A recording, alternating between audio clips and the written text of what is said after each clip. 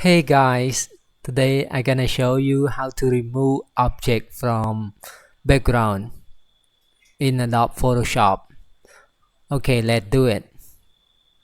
I want to remove my nephew from this background.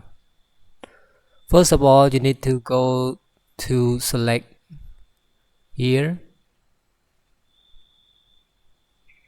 Yeah, object selection tool.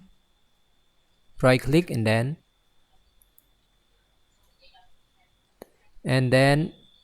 press here.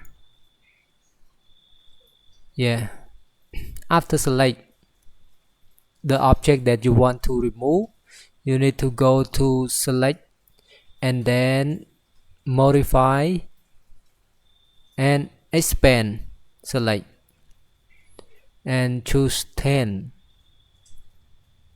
Okay, the select gonna expand, and then go to edit and choose content aware fill. Here it go. Here you go. You're gonna get the this one, and then press OK. Yeah, and then Control D to remove the select. Here we go.